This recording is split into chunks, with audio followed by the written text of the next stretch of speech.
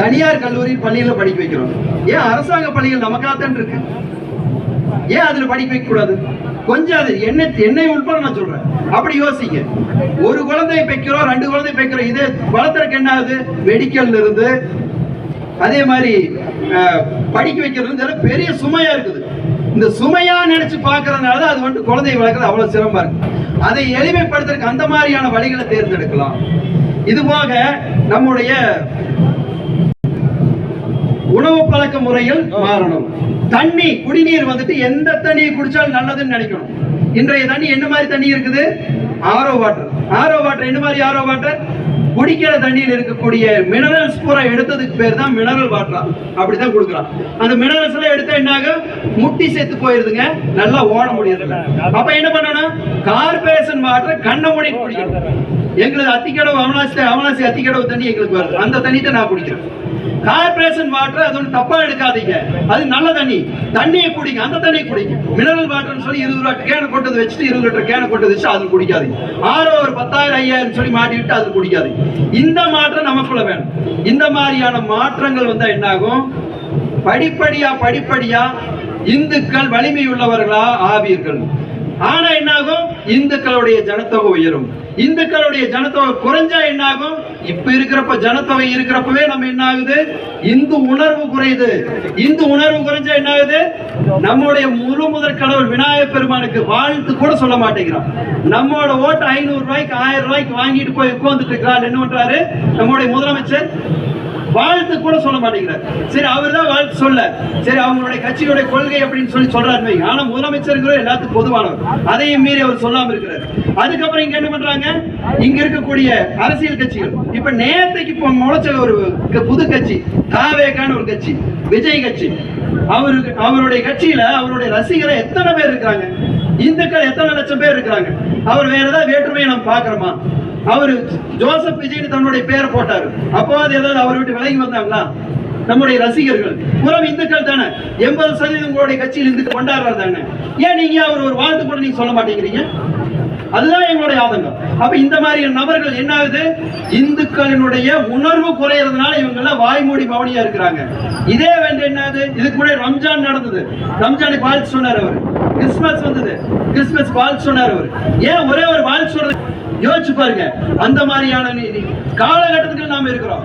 இந்து உணர்வு குறையிறப்பவே நம்ம இப்படின்னா இந்து ஜனத்தொகை குறைஞ்சா என்னன்னு பாருங்க. உதாரணத்துக்கு பக்கத்துல இருக்கிற பங்களாதேஷ், பக்கத்துல இருக்கிற பாகிஸ்தான், பக்கத்துல இருக்கிற ஆப்கானிஸ்தான். அவ்வளவு ஏங்க நம்ம ஊர்ல கன்னியாகுமரி இருக்குது. என்ன பண்ணா கன்னிமேரி மாவட்டமா மாத்திரக்கு பார்த்தா, கன்னியாகுமரி மாவட்டத்தை கன்னிமேரி மாவட்டமா மாத்த பார்த்தா இப்படி ஒரு சூழல் வரும். இந்து ஜனத்தொகை குறைந்தால் தமிழகத்துக்கு மட்டும் ஆபத்து இல்ல, ஒவ்வொரு இந்துவுக்கும் ஆபத்து. ஞாபகம் வச்சுக்கங்க. இந்துக்களினுடைய ஜனத்தொகை குறைய விடக்கூடாது. தீர்வு என்ன? ஒண்ணு 2 குழந்தை பெற்றுக்கிட்டா ஓகே. 2 குழந்தைக்கு மேல 3 குழந்தை 4 குழந்தை யாரோ பெற்றிருந்தீங்கன்னா அரசாங்க சட்டம் போடணும். இந்து முன்னணி அர்த்தம் சொல்லுது. 2 குழந்தைக்கு மேல பெற்றுட்டா அரசாங்கம் நாங்க வேலை வாய்ப்பு கொடுக்க மாட்டோம்னு சொல்லணும். இத சொல்லணும். இத சொன்னா என்ன ஆகும்? நம்மால் கம்மியா குழந்தை பெற்றுக்கிட்டாலும் பரவாயில்ல, அதிகப்படியான குழந்தையை பெற்றுக்கிறவன் அவனுக்கு அரசாங்க வேலை இல்லைன்னு சொல்லணும். ஏன்னா ஒரு குழந்தை நம்ம பெற்ற என்ன ஆகும்?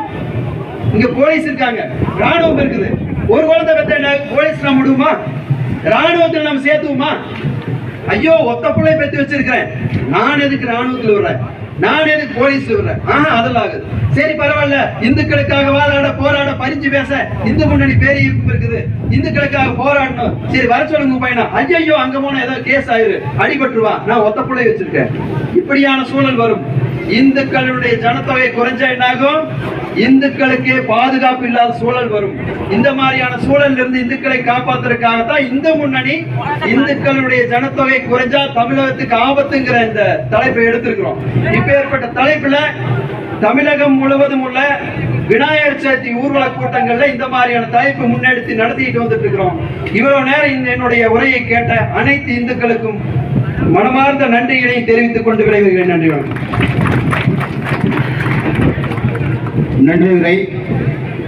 இந்து முன்னணி பேரியக்கத்தின் சார்பாக விநாயகர் சதுர்த்தி ஊர்வல நிகழ்ச்சிக்கு கலந்து கொண்டு சிறப்பித்த அனைவருக்கும் நன்றி தெரிவித்துக் கொள்கிறோம். ஊர்வலத்தை துவக்கி வைப்பவர்கள் பாரதிய ஜனதா கட்சியின் மாவட்ட பொதுச் செயலாளர் UKP ஜோதீஸ்வரி கந்தசாமி அக்கா அவர்களும் பாரதிய ஜனதா கட்சி நகர தலைவர் எம் கண்ணாயிரமணன் அவர்களும் துவக்கி வைப்பார்கள்.